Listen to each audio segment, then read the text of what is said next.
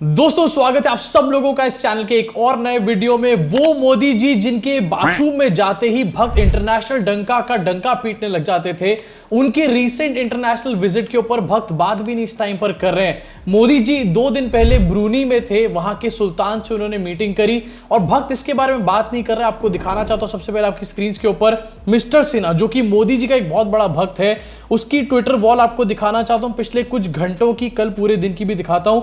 इसमें एक जगह भी मोदी जी का जिक्र नहीं है। He is talking about Rahul Gandhi, लेकिन मोदी जी के इंटरनेशनल विजिट के बारे में कोई बात नहीं कर रहा। क्यों बात नहीं कर रहा आपको दिखा देना चाहता हूं कि स्क्रीन के ऊपर, क्योंकि मोदी जी ब्रूनी में जाकर के एक मस्जिद की विजिट कर रहे हैं। यस, आपकी स्क्रीन के ऊपर डिटेल्स हैं।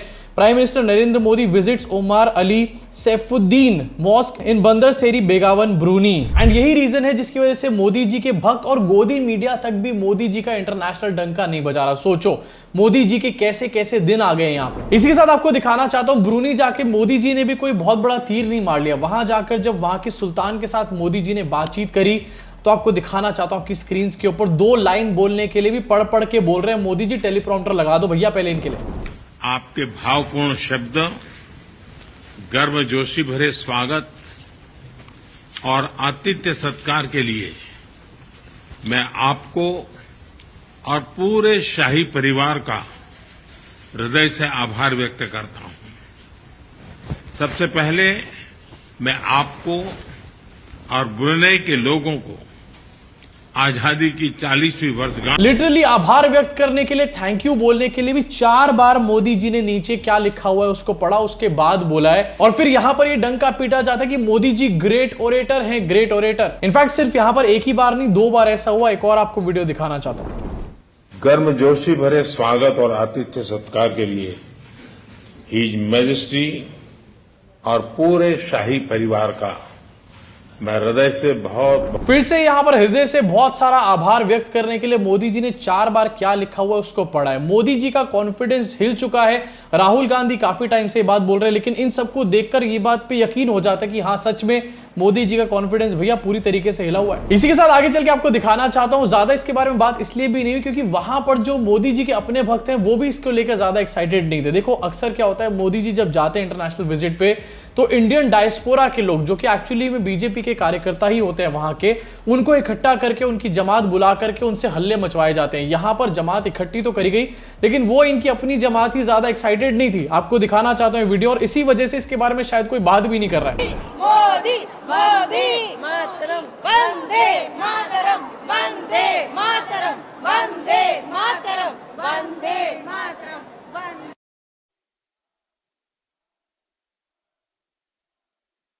मोदी मोदी से वंदे मातरम और उसके आगे की वीडियो का पूरा ऑडियो ही यहां पर म्यूट किया गया है, जिससे साफ पता चल रहा है कि जोश की कितनी ज्यादा कमी यहां पर नजर आ रही थी। मतलब यार ये बात तो पता है कि पहले मोदी जी अच्छे पीएम नहीं थे, लेकिन अच्छे इवेंट मैनेजर तो थे। अब मोदी जी के इवेंट भी यहां पर फुस होने शुरू हो चुके हैं। एंड आपको बताना चाहता हूं, जहां पर मोदी जी का इंटरनेशनल विजिट ये चल रहा है, ब्रूनी मोदी जी गए थे और अब मोदी जी इस टाइम पर सिंगापुर में, और वहां जाकर भी कौन सा डंका पीट लेंगे इसका भी मैं आपको कल बता दूंगा। लेकिन यहां पर उनके भक्त उसके बारे में बात नहीं कर रहे, भक्त बात कर रहे हैं यहां पर IC-814 के बारे में। सोचो एक वेब सीरीज के बारे में बात हो रही है, मोदी जी के बारे में बात नहीं हो रही है। आपको दिखाना चाहता हूं कि स्क्रीन के ऊपर IC-814 के ऊपर रिसेंटली सरकार ने एक एक्शन लिया था। अरविंद गुनासेकर का एक ट्वीट है, इसको पढ़ लेते हैं। As per reports, government functionaries in their meeting with Netflix over IC-814 not only took exception to use of Hindi code names for the terrorist but also how the series portrayed the political leadership handling the crisis, indecisive lack of coordination etcetera. देखो ये IC-814 मैंने पूरा देख लिया web series, और इसका बकायदा मैं यहां पर रिव्यू बनाकर डालूंगा अपने बॉलीवुड चैनल के ऊपर। तो अगर आपको IC-814 देखना है या फिर नहीं देखना, ये डिसाइड करना है, तो जाकर वो रिव्यू जरूर देख लेना। अभी से 3-4 घंटे में आ जाएगा। मतलब यहां पर एक मैटर तो ये बनाकर दिखाया गया कि हिंदू नेम्स यूज करे गए थे आतंकवादियों के लिए, विच इज एक्चुअली राइट, और अभी इसका प्रूफ मैं आपको आगे चल के दिखाऊंगा। लेकिन असलियत ये थी कि सरकार कितनी ज्यादा उस टाइम पर फेलियर थी, इसको दिखा दिया। इस बात से असली दिक्कत हो रही थी भारतीय जनता पार्टी को। इस पूरी सीरीज में दिखाया गया कि इंटेलिजेंस का कितना बड़ा फेलियर हुआ था उस टाइम पे, और किस तरीके से वहां पर आतंकवादी जो है प्लेन पर बोर्ड कर गए थे। इसके बारे में कोई बात नहीं कर रहा। बात हो रही है कि आतंकवादियों का नाम क्या था। अबे आतंकवादियों का नाम बाद में देख लेना, पहले सरकार का काम तो देख लो। अब इस पूरे मैटर में जब सरकार ने फटकार लगाई तो नेटफ्लिक्स इंडिया को यहां पर एक्शन लेना पड़ा और नेटफ्लिक्स इंडिया ने एक डिस्क्लेमर ऐड किया वेब सीरीज से अपनी पहले। लेकिन अब एक प्रॉब्लम नई शुरू हो चुकी है कि ये जो डिस्क्लेमर ऐड किया गया है ये सिर्फ इंडिया के अंदर ऐड किया है और इस बात से भक्तों को दिक्कत है। अरे भाई किस बात से दिक्कत है पहले डिसाइड कर लो। अब आपको सुनवाना चाहता हूं एक वीडियो जहां पर एक महिला है जो कि IC-814 में एक्चुअली में थी। IC-814 की सर्वाइवर है, इन्होंने अपनी जबानी बताया कि क्या इस नेटफ्लिक्स की सीरीज में सही चीजें दिखाई गई हैं या फिर नहीं दिखाई गई हैं। एक बार इस वीडियो को सुनते हैं। पता नहीं क्यों इसको कंट्रोवर्सी ले रहे हैं, एंटरटेनमेंट है उसके हिसाब से देखना चाहिए। भोला शंकर उनके नाम थे, उन्होंने रखे हुए थे और वो बोलते थे तो वो ट्रू है। ऐसा कुछ नहीं है कि इन्होंने अपनी मर्जी से बनाया है। हाँ, वो भोला शंकर ही बोलते थे। कोड नेम होंगे उनके तो, बट भोला शंकर ही थे। ये तो कंट्रोवर्सी में आ गया कि इन्होंने बनाया नाम, बट वो थे, हमने भी सुने हैं। वो बोलते थे भोला इधर आओ, भोला आएगा जंग। तो मैडम यहाँ पर साफ साफ कह रही हैं कि कोड नेम्स थे और कोड नेम्स ही दिखाए गए हैं इस वेब सीरीज के अंदर। कोड नेम्स थे, ये बात होम मिनिस्ट्री की वेबसाइट के ऊपर भी है। हम गला फाड़ फाड़ के 4-5 बार ये बात बोल भी चुके हैं आपके सामने, लेकिन फिर भी नहीं, कुछ गधों को कभी भी समझ आने ही नहीं वाली, क्योंकि उन्होंने ठान रखा है कि उनको जिंदगी भर गधा ही रहना है। इनफैक्ट इन्हीं मैडम की तरह एक और सर भी निकल कर आए थे जिन्होंने ये बताया कि जो वेब सीरीज में चीजें दिखाई गई हैं पूरी तरीके से सही है। हाँ, यहाँ पर कुछ चीजें ऐसी हैं जो नहीं दिखाई गई, जैसे कि आंटी ने ये बताया कि कन्वर्जन के ऊपर बहुत सारी बातें करी जाती थी। बहुत बार भाषण दे रहा था डॉक्टर नाम का जो बंदा था, और डॉक्टर नाम का जो बंदा है वेब सीरीज में भी उसको खड़ूस टाइप का ही दिखाया गया है। लेकिन कुछ जगहों पे कुछ सीन्स ऐसे हैं जहां पर उसको नरम दिखाया गया है। मुझे कुछ इश्यूज हैं उन सीन से, लेकिन उसके बारे में मैं बात करूंगा अपने बॉलीवुड चैनल के ऊपर। यहां पर आगे बढ़ना चाहता हूं और आपको दिखाना चाहता हूं कि इस टाइम पर ये जो भक्त मंडली है ये नेटफ्लिक्स को कैंसिल करने पर तुल चुकी है। ये नेटफ्लिक्स को बैन कर रही है, नेटफ्लिक्स को अनसब्सक्राइब कर रही है। आपकी स्क्रीन पर ये होगा, डॉक्टर पूर्णिमा है लिख रही है cancelled my Netflix subscription country first. इसके अलावा ऋषि बागरी ने भी सेम चीज लिखी है, cancelled Netflix subscription nation first. लेकिन मुझे ये बात समझ में नहीं आ रही कि नेटफ्लिक्स का जो लोएस्ट प्लान था वो 649 रुपीज का था। 2 रुपए में नेटफ्लिक्स का कौन सा सब्सक्रिप्शन आता है भैया। अब चलो नेटफ्लिक्स से थोड़ा सा आगे बढ़ना चाहता हूं, देश के बारे में बात करना चाहता हूं। ये सब तो भटकाने वाले मुद्दे हैं। हरियाणा में चुनाव आने वाले सर पे खड़े और एक फोटो बहुत ज्यादा कल से ट्रेंड कर रही है आपकी स्क्रीन के ऊपर। विनेश फोगाट और बजरंग पुनिया जो है राहुल गांधी से कल मिले और ये फोटो बहुत ज्यादा ट्रेंड करी सोशल मीडिया पे। उसके बाद ये न्यूज भी सामने निकल कर आई कि विनेश फोगाट को जुलाना सीट और बजरंग पुनिया को बादली सीट से चुनाव लड़ने का यहां पर मौका दिया गया है कांग्रेस के द्वारा। अब जहां पर कांग्रेस फील्ड कर रही है ऐसे लोगों को जो कि ओलंपिक्स तक पहुंच गए थे, वहां पर हमारे देश का नाम रोशन करके आए हैं, वहीं दूसरी तरफ बीजेपी क्या कर रही है आपको दिखाना चाहता हूं। And this is not a very big surprise to me. अपने स्क्रीन पर देखिए, अपने कार्यकाल में 6 बार राम रहीम को रिहाई देने वाला जेलर सुनील सांगवान भाजपा में शामिल हो चुका है। यस, अभी थोड़े दिन पहले फिर से राम रहीम को यहां पर पेरोल पे बाहर भेजा गया था और वो जो जेलर था जिसने बार बार पेरोल दी थी उसने बीजेपी ज्वाइन कर लिया। बहुत बड़े सरप्राइज की बात नहीं है, लेकिन नहीं, फिर भी कोलकाता के अंदर झंडा इनका कायम रहेगा। ये महिलाओं की सुरक्षा की बात करते रहेंगे। मतलब कितना घटिया खेल यहां पर चल रहा है आपको साफ साफ नजर आ रहा होगा। कुछ टाइम पहले हमने देखा था कि बंगाल के हाई कोर्ट का एक जज वो योगी जी के बुलडोजर मॉडल की तारीफ कर रहा था, उसके बाद उसको बीजेपी ज्वाइन करा दी गई।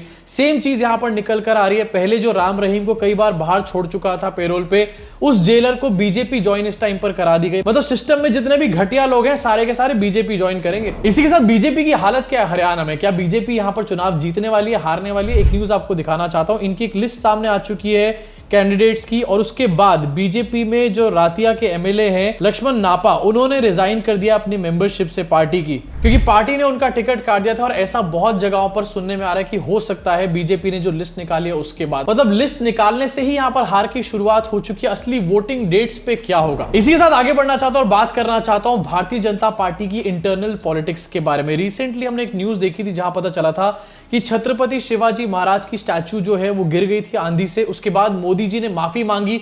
अब वो माफी थी या फिर मोदी जी गुस्से में थे, ये कौन डिसाइड करेगा मुझे नहीं पता। लेकिन अब उसके ऊपर नितिन गडकरी जी का एक स्टेटमेंट निकल कर आया और नितिन गडकरी के स्टेटमेंट ने मोदी जी को एक्सपोज कर दिया पूरी तरीके से। अपने स्क्रीन पर इसको देखिए, स्टील से बनती छत्रपति शिवाजी की मूर्ति तो नहीं गिरती। एक बार वीडियो को भी सुनते हैं। उसमें स्टेनलेस स्टील का ही उपयोग करना चाहिए, क्योंकि मुझे मालूम है मैं जब मुंबई में 55 फ्लाईओवर बना रहा था तो एक व्यक्ति ने मुझे मूर्ख बनाया था। उसने एक पाउडर कोटिंग करके हरे रंग का लोहा देके बोला ये रस्ट नहीं लगेगा, और मैं विश्वास रखा, लगाया रस्टिंग हुआ।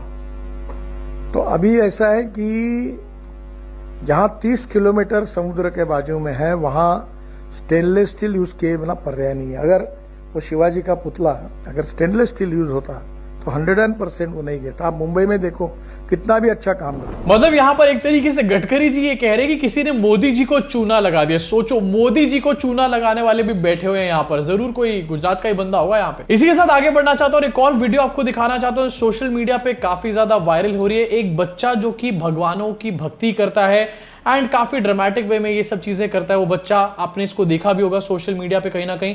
अब एक गणेश जी के साथ इस बच्चे की वीडियो वायरल हो रही है। पहले इस वीडियो को देखते हैं, उसके बाद बात करते हैं जरा इसके बारे में।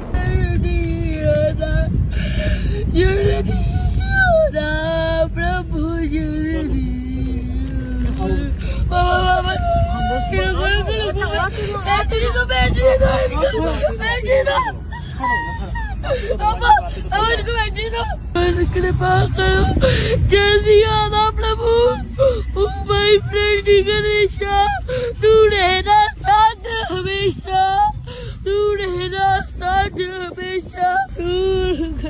मतलब यार एक सेकंड को देखकर तो आपको इस बच्चे को डेफिनेटली हंसी आएगी कि क्या ओवर एक्टिंग यहां पर चल रही है, क्या ड्रामा यहां पर चल रहा है। लेकिन मेरे हिसाब से इस पूरे सीन में कल्प्रेट ये बच्चा नहीं है। ये बच्चा कितने साल का होगा, शायद 9 या 10 साल का मुश्किल से होगा, या फिर 8 साल का भी हो सकता है। लेकिन असली में कल्प्रेट है इसके पेरेंट्स जो इससे इस तरीके की हरकतें करा रहे हैं। बच्चे को अगर ये सब चीजें हो रही हैं तो मेरे हिसाब से उसको हो सकता है कोई मेंटल प्रॉब्लम हो सकता है, वो किसी चीज से गो थ्रू कर रहा हो। और पेरेंट्स को इन सब चीजों का ध्यान रखना चाहिए, ना कि उसकी वीडियो रिकॉर्ड करके सोशल मीडिया पे उसको वायरल करना चाहिए। लेकिन हमारे देश की यही हालत हो चुकी है। बच्चे सही डायरेक्शन में जा रहे हैं, गलत डायरेक्शन में जा रहे हैं, पेरेंट्स इसको देखना नहीं चाहते। बस लोगों को इससे मतलब है कि कितना ज्यादा ट्रेंड कर रहा है, कितने व्यूज और कितने लाइक्स आ रहे हैं इस चीज से। इस बच्चे को लॉन्गर रन में इस व्यूज और लाइक्स से कुछ भी नहीं मिलने वाला है। अगर मिलेगा तो इस वीडियो को देखकर सिर्फ और सिर्फ उसको डिप्रेशन मिलेगा और कुछ नहीं। मेरे हिसाब से इस बच्चे के पेरेंट्स के ऊपर सख्त से सख्त कार्रवाई होनी चाहिए, क्योंकि पहली बार ऐसा नहीं कि इस बच्चे की कोई वीडियो वायरल हुई है।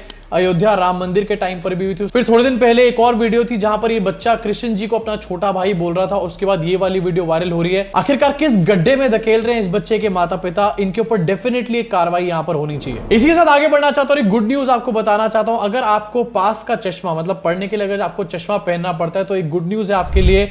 आपकी स्क्रीन के ऊपर visual independence, DCGI gives not to press वो eye drop that can remove need for reading glasses. एक आई ड्रॉप्स आई है जिसको कि रिसेंटली सरकार ने अप्रूवल भी दिया है। उस आई ड्रॉप से आपके रीडिंग ग्लासेस जो है वो परमानेंटली हट सकते हैं, which is a very big thing.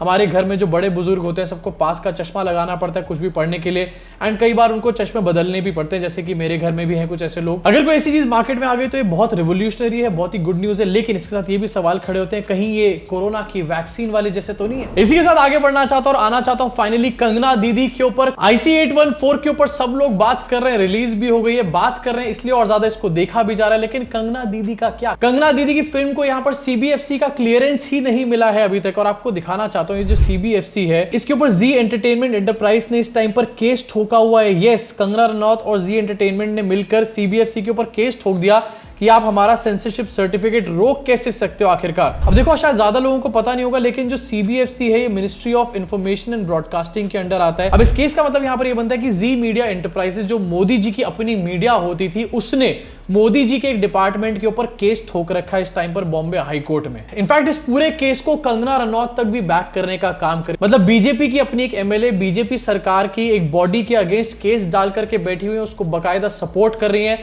और अगर बीजेपी सरकार की वो बॉडी हार रही है या फिर उसके अगेंस्ट रूलिंग आएगी तो बीजेपी की MLA यहां पर तालियां भी बजाएंगी। क्या खिचड़ी पक रही है।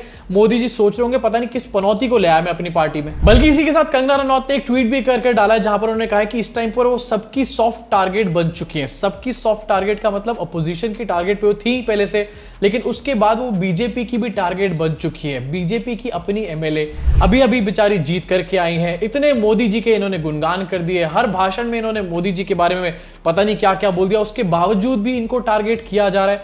ये चल रहा है भारतीय जनता पार्टी के अंदर। पता नहीं ऐसे में सरकार कितने दिन चलेगी या फिर किस तरीके से चलेगी, लेकिन डेफिनेटली ये कोई मजबूत सरकार नहीं है हमारे देश के अंदर इस टाइम पर, जो एक टाइम पर मोदी जी की सरकार हुआ करती थी। अब वैसे आपका क्या सोचना है इस पूरे मैटर के बारे में, नीचे कमेंट सेक्शन में अपनी भड़ास को जरूर निकालना। इसके अलावा मोदी जी के इंटरनेशनल ट्रिप के बारे में कोई भक्त बात क्यों नहीं कर रहा है, ये भी नीचे कमेंट सेक्शन में कमेंट करके बताना। मैं आपसे मुलाकात करूंगा इस चैनल के अगले वीडियो में।